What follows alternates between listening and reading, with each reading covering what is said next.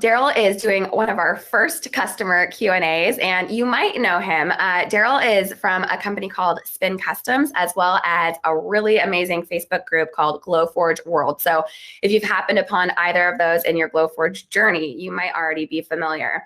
But let me give you a little background before we get started. So Daryl is a professional marketer and graphic designer, but in 2020, he decided to flex his maker muscles by adding a Glowforge to his home office. Daryl quickly realized the potential for him to help others create incredible businesses with Glowforge, and used his pro design skills to create a side business that helped him pay off his Glowforge in 2.5 weeks, which might be a record. At the same time, Daryl was connecting with other crafters, makers, and laser enthusiasts in the ever-growing Glowforge World group on Facebook, where Glowforge owners like Daryl share advice to help achieve their Glowforge dreams. And we thought this was advice that you had to hear, so we asked Daryl to come here today to share it with you. We'll get to that in a moment, but first we have some rapid fire questions. Rapid fire questions. Are you ready? All right, Daryl. Basic, plus, or pro? I got the basic and I love it. Love it. What's your Glowforge's name? It is named number 2, as in Austin Powers. Who does number 2 work for? And where does your Glowforge live? In my worker, right here. What would be your dream Glowforge setup? I've got a great setup, but a bigger space to like push the mess into the different corners would be nice. And I've got my eye on adding a pro to the arsenal. So, ooh, yeah, nice. That'd be nice to add to the setup for sure. Does anyone besides you use your Glowforge? My wife, she loves it, and she's a Glowforge rock star as well. Oh wow! Yeah. If you could have a Glowforge of any color, what color would it be? Orange, my favorite color. Nice. If you weren't a designer, you'd be a... I'm a lead singer in a band, so I'd be a rock star. I love performing, so definitely a rock star. That is awesome. What's your go-to Glowforge material? Plywood. I pretty much use it for everything. What would be your dream material to work with, either real or imaginary? I'd love to work with metals, stainless steel. I'd love to design and actually print some guitar pick guards, or do some really cool etching on metals and stuff like that. Would be awesome. Oh yeah. What's the Glowforge project you're most proud of? I love them all, but it's not my most detailed design, but my monogram has got to take number 1 on that, just because it's helped so many people start their business and get rolling on it. So even though it's not my most detailed design, it's definitely my favorite for how rewarding it's been. Fantastic. What's your favorite part of a project? Definitely the design process. Seeing it come off the machine for the first time, that's something pretty awesome. Every time I see something come off that machine, it just blows my mind that I created something in my mind and then that thing created it. So that moment. Oh, I love that. What's your cure for creative block? Get away from the computer or my iPad. I'd go biking, noodle around on my guitar. Yep. Honestly, the number 1 thing that I do for my creativity is showers. I've been known to empty a hot water tank or 2 and sit in there for like 2 hours, and it's where I come up with most of my ideas. You come out with the great ideas. I love that. And when you're trying to focus, do you do it with music, total silence, or something else? Well, given my music background, you'd think I'd be sitting here with the tunes blaring, but it's the exact opposite. I work in complete silence. Wow. It helps me focus and keeps the ideas spinning. It drives my wife nuts, and my employees in my other business, they don't like it because I literally like complete silence. But all right, awesome. Thanks. So a lot of people we know are here today watching because they're interested in buying a Glowforge to grow a business that they have, or maybe start a new business. And so we're going to deep dive with Daryl today into questions so that he can share his advice on that.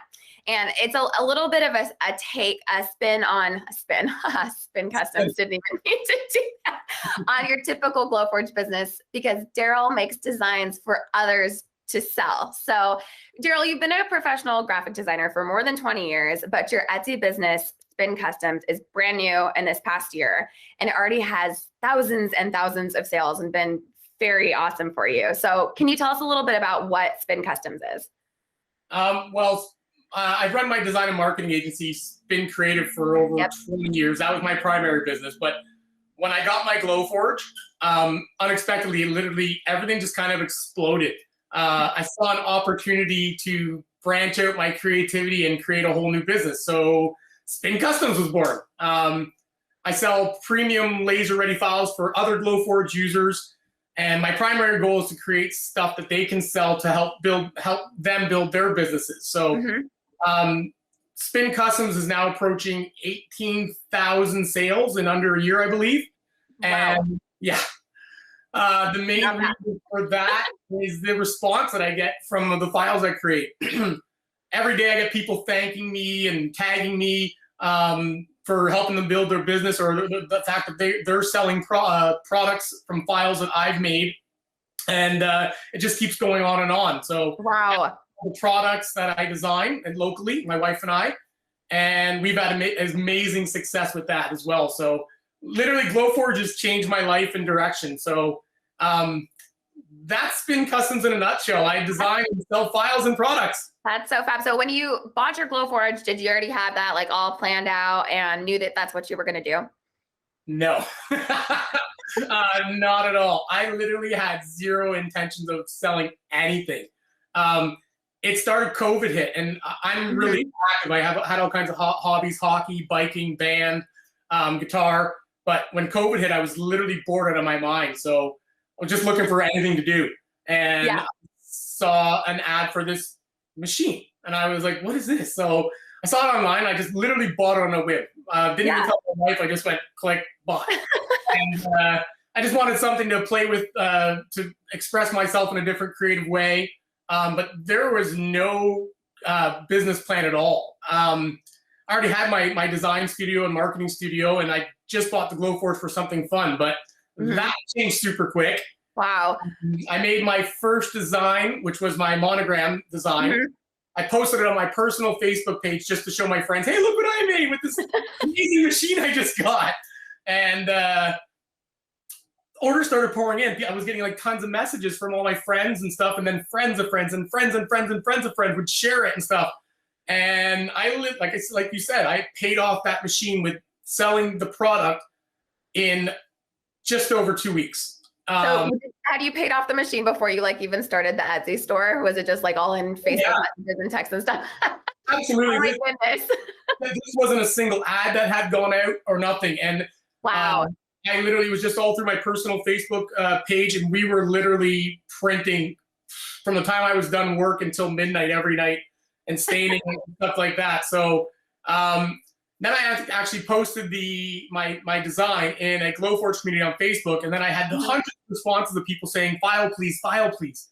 And I was like, what do you mean file please? Like, this is all new to me at this point, right? I'm like, what do you want my file for? Like, they wanted it so they could sell product, right? I started helping people after that, but when I didn't think much of them asking for my file, and I really just let it go.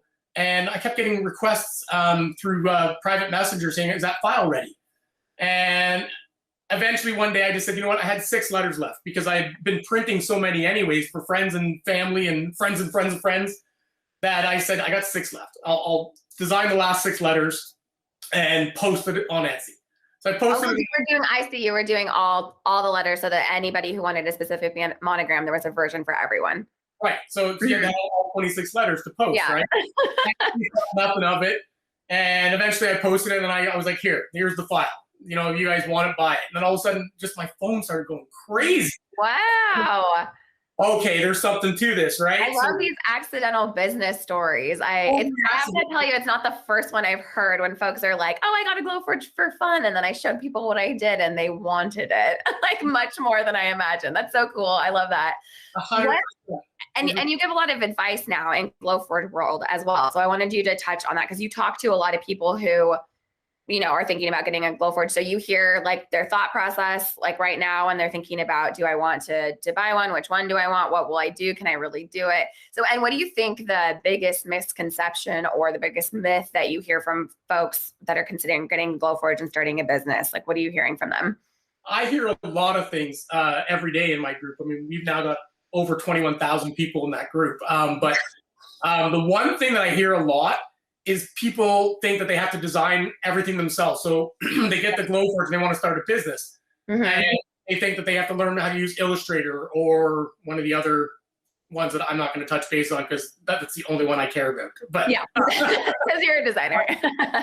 But I mean, they think that they have to learn these programs and learn how to design themselves. But honestly, the majority of people in my group and in these communities that are successful makers and doing really well as Glowforge businesses, don't design anything. They buy quality files.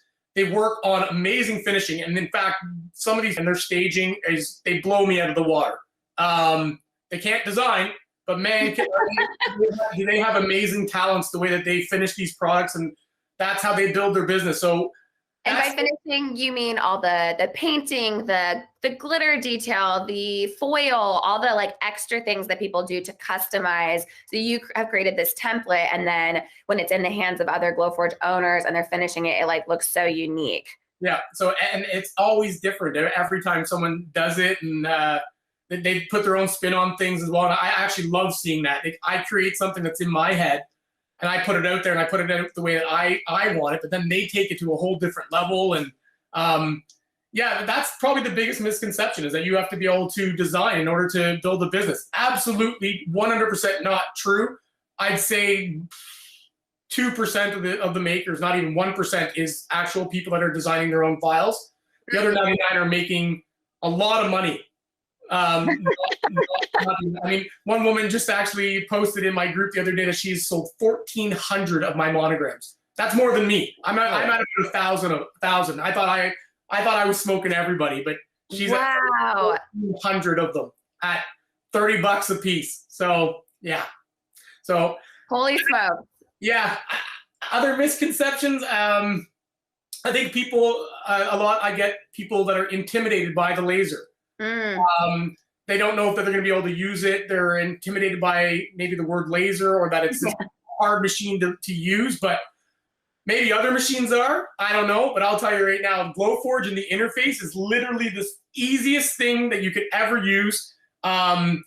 Just the support, and then just the way that everything comes up online, and everything's in the cloud. It's a dream. I mean, you'll be printing stuff in no time. You get it, you plug it in, and you're all of a sudden just creating amazing stuff like that. So yeah, there's lots of support out there between Glowforge support and the communities like mine too. But I tell people every day, don't be intimidated at all. I know it's a lot to make that leap, though. So it's great that there are communities like yours out there that have. And do folks hang out in Glowforge world and give advice and stuff after they've bought their Glowforge as well? It's not just it's owners and maybe owners, future owners, sort of thing. 100%. That's awesome. It's really become a community. At first, it was me helping everybody, and I was like running ragged. But now we've got 21,000 people there, and there's somebody that has an answer for something. And even I use my own community to reach out and say, hey, I don't know how to do this. Can anybody help me? And people are there. So I love it. All right. So I know you're giving this kind of advice all the time, and I want to make sure we get it out of you here today. So what are some things to consider if you're getting a Glowforge and you're trying to choose what to sell? And I suppose these are the same things that you consider when you're designing things that are going to be sold, so that you can sell them and make a profit. Yeah. For me, it's all about fast cuts, fast finish, and watching the cost of materials. It's all about profit margins if you want to make money. So, I mean, again, back to the monogram. It's just one of many, many files, but I sell them at $30 a piece, or 10.8 inches high, because that's what my Glowforge Basic allows me to go, 10.8 inches high. They sell like crazy. They take me about 11 to 12 minutes to print, under 5 minutes of staying easy, out the door, money in my pocket. So while it's printing that 10 to 12 minutes, I'm working on other stuff. So I don't even count print time. I know a lot of people count print time in terms of their profit margins. I don't. Yeah. That machine right there owes me nothing. That machine has paid it off 50 times over. So I don't worry about that. But so yeah, so even with the setup and the finishing of the stain, I'm maybe 10 minutes of my time. So that the material's $5, under $5. I have a $5 profit for 10 minutes of work. Step and repeat over and over and over and over again. So And you're kind of doing that bulk model too, or your designs allow folks to do that, like the woman who sold 1,400. But then I suppose you could do a really, really high end finish on one and charge double, right? Or you can make one that's giant, right? If they're small, you could do it. So, and you could use that same design with the pass through. And I unfortunately don't have that pass through, but I'm going to get one. But I've seen some people do the big ones with the pass through, and they're incredible. So, and yeah, the finishing, some people will do a better finish on them and sell them for more. But yeah, for profit margins, for me, it's all about the fast cuts, fast finish, out the door, cha-ching, money in my pocket every time. So that's sense. Yep. And as you're designing, if you do design, just so you know, you can drag the design into Glowforge a few times and kind of see, oh, if I do the cut like this, then the print time is this long. But if I change and then alter the design, I'm sure you do all that checking to see how long things will print to optimize. So that's pretty cool. So another thing, and you touched on it just a moment ago when you were complimenting some folks' ability to finish and then stage their items and make their brands look beautiful. But we'd love to hear from you, like marketing and branding advice for these Glowforge powered businesses. And like, how do you stand out on Etsy? Because there are a lot of us all out there selling things. And how do you stand out? How do you find your audience? What's your advice there? Well, everything in any business is about hustle, first of all. I mean, branding aside, everything's about hustle. But in terms of creating your brand, create a logo, make a good online presence with an Instagram page, Facebook page. You got to make a nice banner because everything's got to look good. It's all a reflection of you and your business. Everything that you post is a reflection of you and your business. And that's basically all branding is getting that, making that impression. So the number one thing for our business in terms of the craft market is definitely product photography. And that's why most people falter. They don't place such a great emphasis on their photography when they're posting these products on their Etsy or on their Facebook pages. And if your product doesn't look nice, no one's going to want to buy it. It's so true. It makes a huge difference. I remember something that you learn in startups all the time is that like when Airbnb was a baby startup, that they hired professional photographers to photograph all of the properties because they noticed what a difference it made, a beautiful photo versus a bad photo of a property. It's the same thing here. Well, I get asked a lot of times. I mean, people say, oh, I'm not selling anything. Can you help me out? So I go look at their Facebook page and I'm very close. I'll tell them, I mean, the products that you have, they're good products, but your finishing and your product photography does not look good. You have a millisecond to make an impression on somebody when it comes to branding and stuff. So if you can't make a positive impression in that time, they're scrolling past and you're gone. So everything. It's what entices the buyer to buy. And if they like what you're selling, then they'll read your ad further. And I mean, in terms of your ad, keep it short, simple, friendly. It's a craft business. And I found that the best success is almost like you're talking to your grandmother, like you've got something great to show. So if you can kind of word your ads in terms of, or a friend, you know, like you've got this great thing that you want to show them. And it's almost more of a friendly thing. You want to be kind of portrayed like the friendly neighbor next door and have a story like that. Yeah. If people are getting something custom, this isn't going to a big box store. They're dealing with Bailey. They're dealing with Daryl. And they've chosen to do that, right? In some cases, they could have gone to a big box store. In some cases, we're doing some pretty custom, amazing stuff. But we want to keep them coming back to Etsy, right? We want them to want everything custom made for them. Yep. I mean, for me, the Facebook Marketplace and the local buy and sell groups, that to me beats out Etsy for our business. I know. No kidding. Yeah, by huge margins. We generate most of our sales through Facebook Marketplace or the local buy and sell groups. And I don't think a lot of people take advantage of them. That's a really good tip right there. Just get your wares in there. It's a great audience. There's people that are ready to buy. They're shopping. Every community has several towns around them. So their community has a local buy and sell group. And then that community 10 minutes away over here and here, they all have local buy and sell groups on Facebook. And if you just post everywhere with a great photo, maybe, and just very friendly text and the way you communicate with people, you get customers. As for Etsy alone, you don't have that personal touch as much. So you really have to focus on making your listing stand out in terms of great product. And it's a big marketplace, and there's a lot of products, a lot of similar products. So your photo should look different than somebody else's. Don't use the exact same thing. Your listing should sound different. Be a little creative. If you're taking photos and learning, if you take bad photos, it's really not that hard. I have a light box and everything, but before that, I wasn't. I used a big white box. It was my wife's wedding gown in it. So I was giving me a white background on it. And I would put the product on that. I put a little bit of cedars or something, maybe some beads. Just take a photo with my phone. Using with some natural elements, which like elevates the photo by a ton. But if you're not a photographer or you're not a creative person in that way, you might not think to do that. That's a great tip right there. Well, you have to. I see so many people. It looks like they just stuck their thing on top of their ugly blue counter. Kitchen counter, yeah. And it's sideways and it looks like crap. And you're like, no, it's got to be crisp. It's got to look great. And Etsy also allows videos. A lot of people don't take advantage of it. Oh, wow. So you're allowed a short video on Etsy. So take your product, set it up on your little background, and just do like a little quick zoom in, 5 seconds. Makes all the difference in the world for buyers. Etsy also, very important, really important. They're keyword. They have you can add, I believe it's 10 keywords, and that is how people find you in the search. Yeah. So I use words like, well, depending on what the product is, split letter monogram, Glowforge, like laser cut, anything like stuff like that, or home decor, whatever your product is you're selling. Take advantage of those keywords for sure. So totally, yeah, it's search engine optimization right on the Etsy platform built in for you. I love that video idea. That's really cool that Etsy has that. I didn't know that. Do you ever then cross post those little product videos over onto Marketplace or the local buy and sell groups? I've just started using the videos. I actually downloaded an app, and I don't know what it's so easy.